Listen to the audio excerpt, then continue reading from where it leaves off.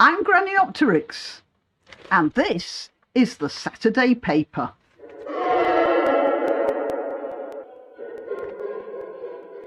It's Saturday morning as I'm making this, so I thought we'd take a look at the Daily Telegraph.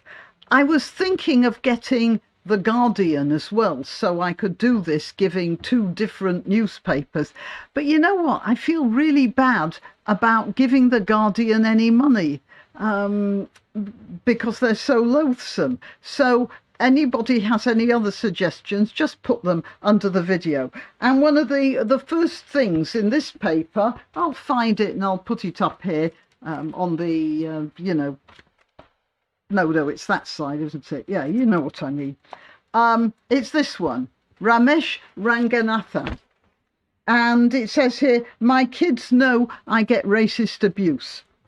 And this is supposed to be something, it was the first quote of his, not I'm a great comedian or I have social issues to talk about. No, I am the victim of abuse. You see, I get abuse. I get abuse for being a woman. That's mostly from Muslims. I get abuse for being old. That's mostly from Muslims as well. Muslims seem to really hate older women of any sort. But they have no respect for women generally, and of course old women have no breeding use, so they don't even qualify. So anyway, but he is talking about his abuse. What would you think of me if I introduced myself by saying, oh yeah, I'm Demirem, Grannyopteryx, whatever, and I get sexist abuse or gender abuse or whatever it's called, or ageist abuse. There's too many people complaining about being abused. People are abused all the time. If they're tall, they're abused for being tall. If they've got red hair, they're abused for having red hair. If they wear glasses, they're abused for wearing glasses. If they're short, they're abused for being short. I mean, if people want to pick on something, they'll find something to pick on. So, I have very little sympathy for that. Now, what else? Oh, discrimination row over Dahl spin-offs, a series of celebrity spin-off books based on Roald Dahl's much-loved tales. I never loved them. Would that count as abuse? That are designed to appeal to a new generation, has fallen foul of modern sensibilities as it was immediately drawn into a row about discrimination against disabled people. Apparently, one of the characters in a couple of characters called the Twits, the wife has a glass eye, a prosthetic eye, and she is described as, or the eye is described as, disgusting. And this sort of goes to prove how woke people really are the most prejudiced in the world. It wouldn't occur to me to make fun of somebody's prosthetic eye or their age, because obviously in this case the prosthetic eye has something to do with the woman being old. But there you have it, you see. I get on with the abuse thing again. Here it is. This is the well, I never liked Dahl anyway, frankly. I found his stuff, when you see people's writing or music, you get an idea of how their brains work.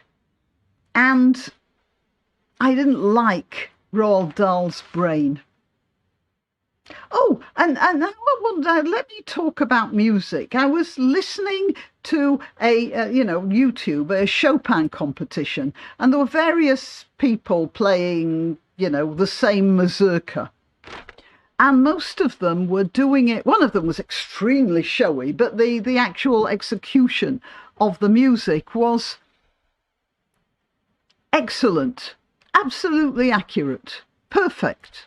I don't know how the judges chose between the various contestants. I couldn't tell the difference, but that's the point. I couldn't tell the difference. They were absolutely perfect. And then I went to listen to a Rubinstein rendition of the same mazurka. Well, I'm sure there were a couple of wrong notes there, and the timing went once or twice, but that would have been intentional. He elongated something to give a bit more emphasis here and there.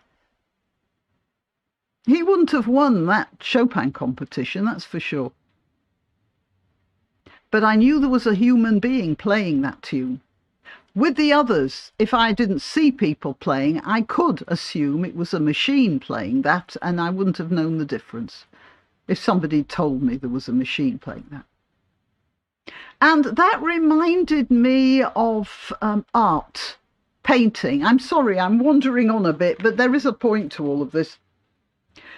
In the 18th, or the earlier paintings before the 19th century, there had to be a composition. There was either a golden rectangle or a golden triangle or whatever. You know, there was always some sort of balance to make the composition a pleasing composition, whatever the subject. But then in the 19th century, with the advent of photography, artists started to emulate photographs. So, for instance, in Degas, you'll get paintings of ballerinas or whatever. Toulouse-Lautrec did this as well, cutting off one side of the picture. So it was like a photograph. That is, you know, the composition was absolutely natural and meant that it wasn't as balanced as earlier paintings. You might call it as mannered as the earlier paintings were. So art had been influenced by the mechanism of photography. But what art started to do was find different ways of colouring the pictures. So Impressionists, for instance, which sort of emulated printing in many ways, but not quite. They gave it a fresh zest. And so artists managed to get over this idea of the modern mechanism by inserting new stuff of their own.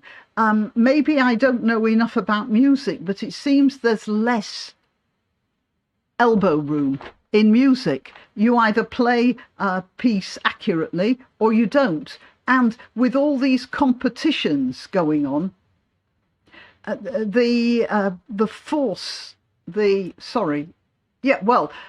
students and aspiring concert musicians are forced to be as accurate as machines instead of pouring their hearts out over the keyboard.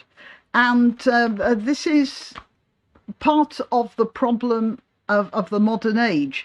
We are emulating machines more now than we used to. And indeed, you see, normally I just give you newspaper clippings from the web. I don't bring a real paper newspaper to flick through. And there's no doubt that I speak about the news differently when I'm flicking through a newspaper, because when I'm getting stuff from the web, I'm just doing one subject. When I've got a newspaper, there are little bits down here that are of interest that I wouldn't see if I were just surfing the web.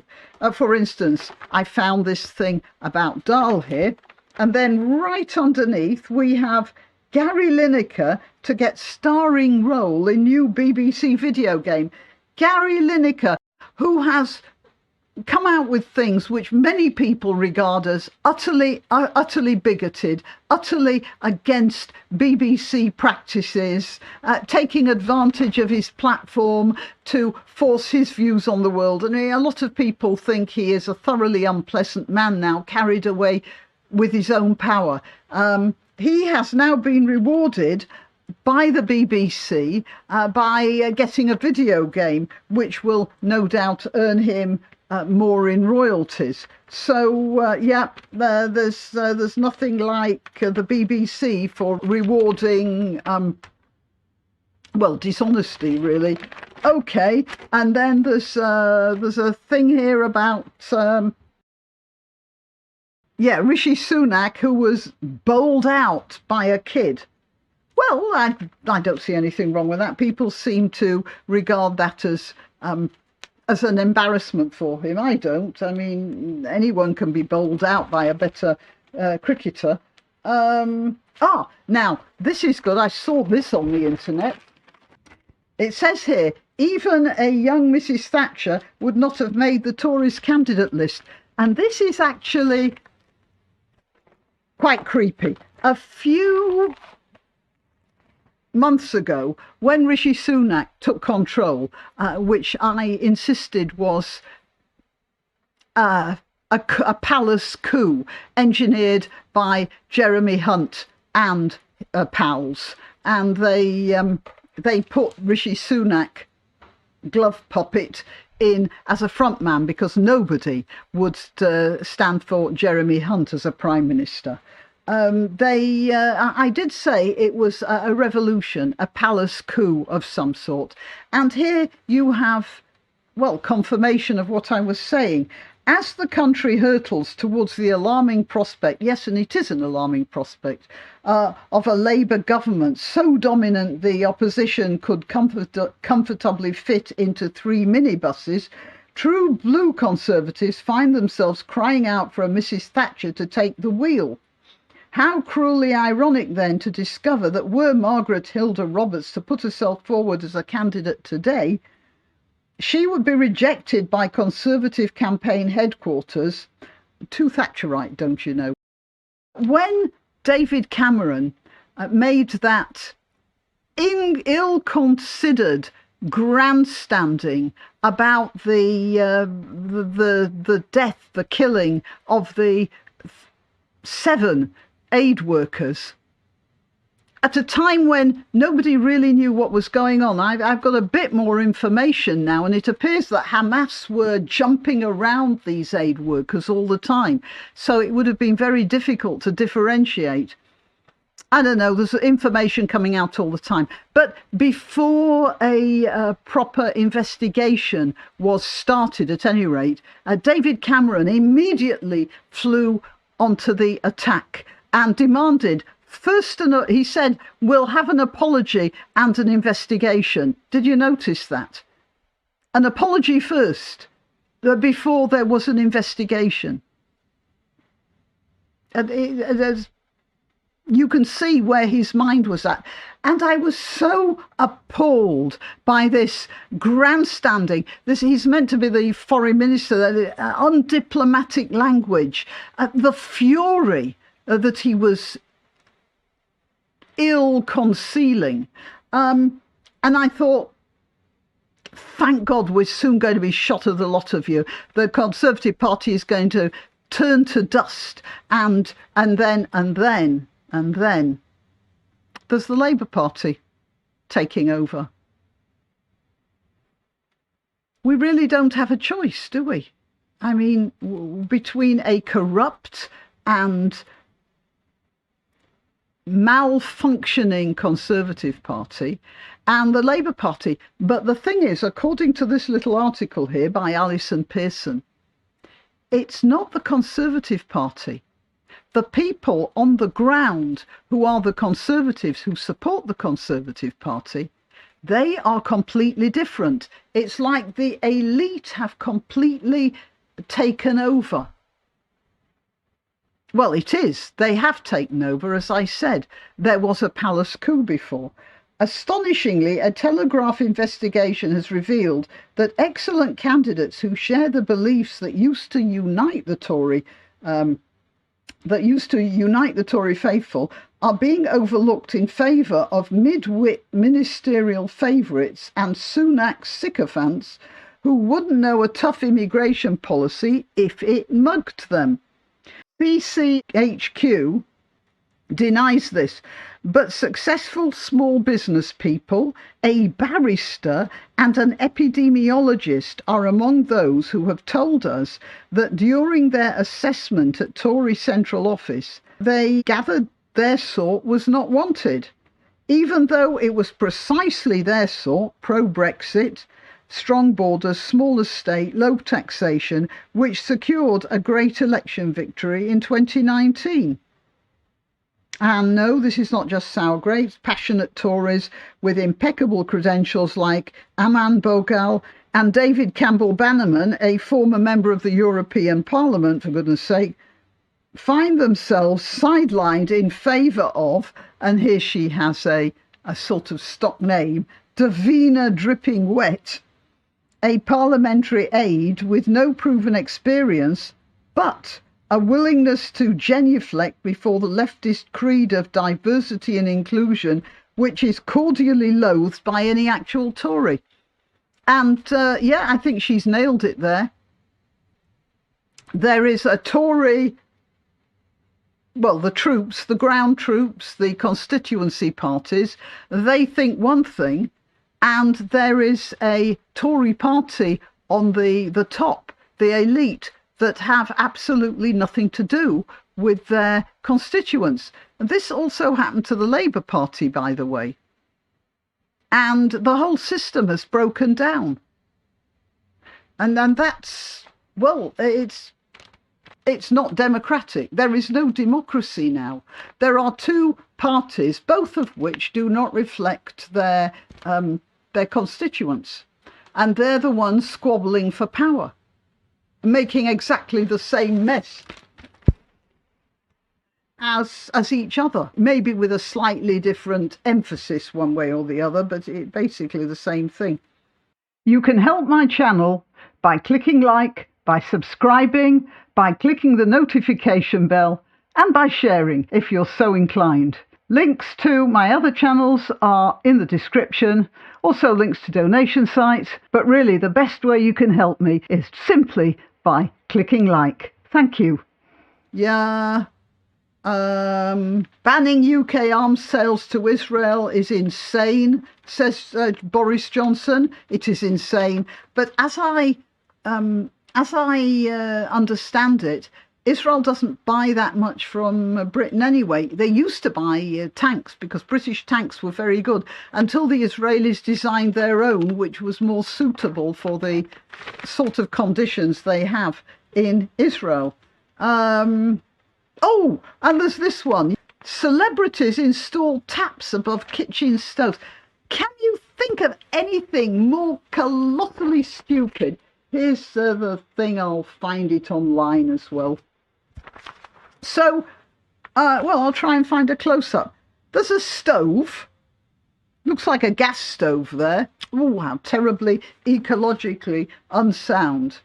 And they've got a tap there. So when you want to add some more water to the stew or whatever you're making, do celebrities cook? Whenever the celebrity cook does something, the celebrity cook does not have to just walk to the sink. Mind you, a lot of celebrity kitchens are unnecessarily enormous. They're like Victorian kitchens, you know, huge. They never cook in them, but they get the catering companies in. But they have these enormous kitchens, and so maybe it is too long a trek to get a jug full of water for the stew. And then again, it's a gimmick. I mean, having a water dispenser directly over a gas stove strikes me as just about the most dangerous thing you could have in a kitchen. But yeah, if anyone disagrees with me, let me know. A shepherdess went into a culvert to pull a couple of lambs who got stranded out there. That was nice. I'll see.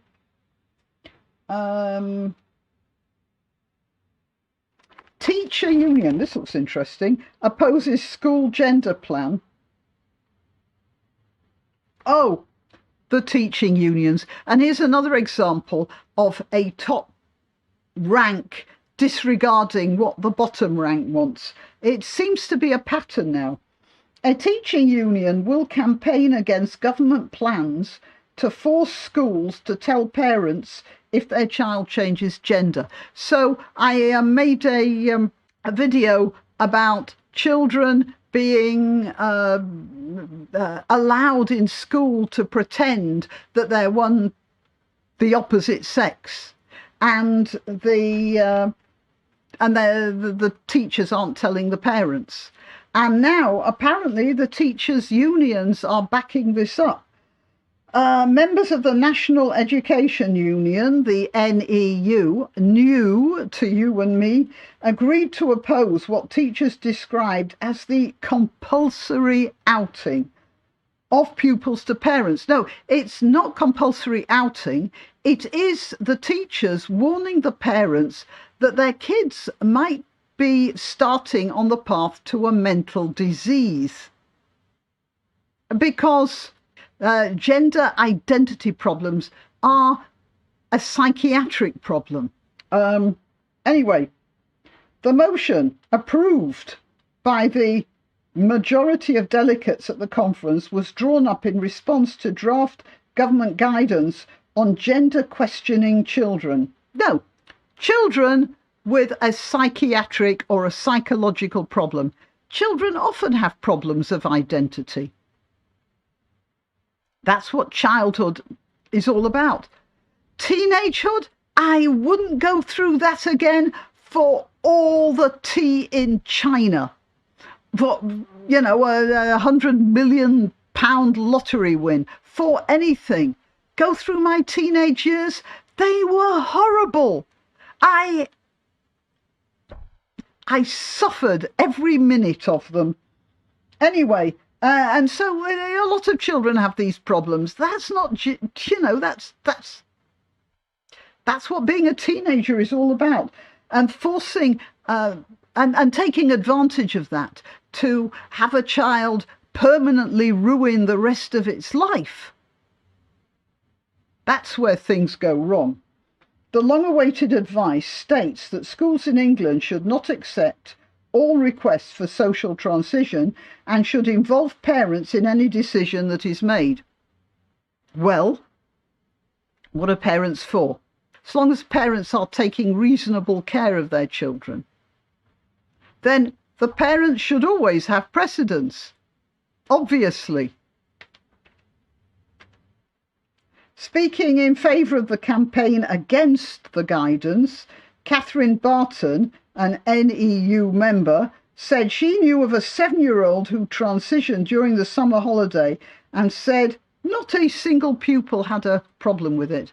No, maybe the other pupils didn't. At the age of 7. The age of 14, there would be a problem. And yeah, I think it's just disingenuous to ignore that. Midge Lowe, a teacher from Doncaster, said the draft guidance was regressive trash. Oh, that's a very woke thing to say, isn't it? And said teachers must campaign for it to be withdrawn. You can't even trust your kids in schools. Oh, no, I was going to stop there, but I found another one. I promise I won't turn the page anymore. Biscuit eating competition scrapped amid safety fears. You Americans, I think a biscuit is a muffin or a scone or something, isn't it? A biscuit is what you call a cookie. Dorset's traditional knob throwing contest.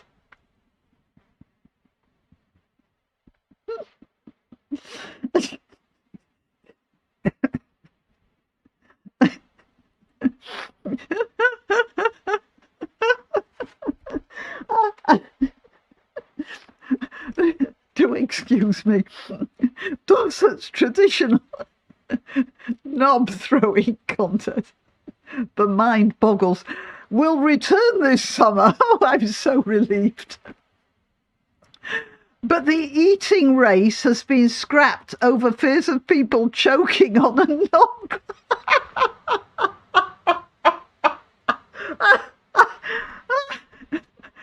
I'm assuming in Dorset the word knob doesn't mean what it means in Yorkshire. The knob throwing games, which was last held in 2019, sees people compete to toss the country's traditional biscuit, a hard and savoury bake known as a knob. As far. Maybe it was called a knob because it just doesn't taste very nice. Oh, I'm so glad I found this. The one-day festival will return on July the 14th in the village of Chilfram, along with similar knob-themed events, including a knob and spoon race. Guess the weight of the big knob. I'm sorry. I can't. I honestly can't read anymore. Well, not out loud anyway. Look, you'll have to read it yourself. I'll leave the link. Until next time.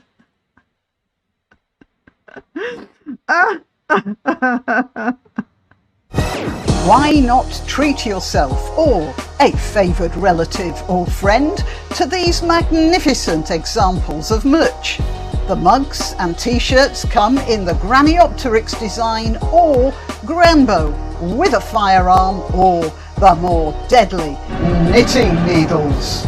Go to www.grannyopteryx.com and whatever platform you're watching this on, please click like, subscribe and share.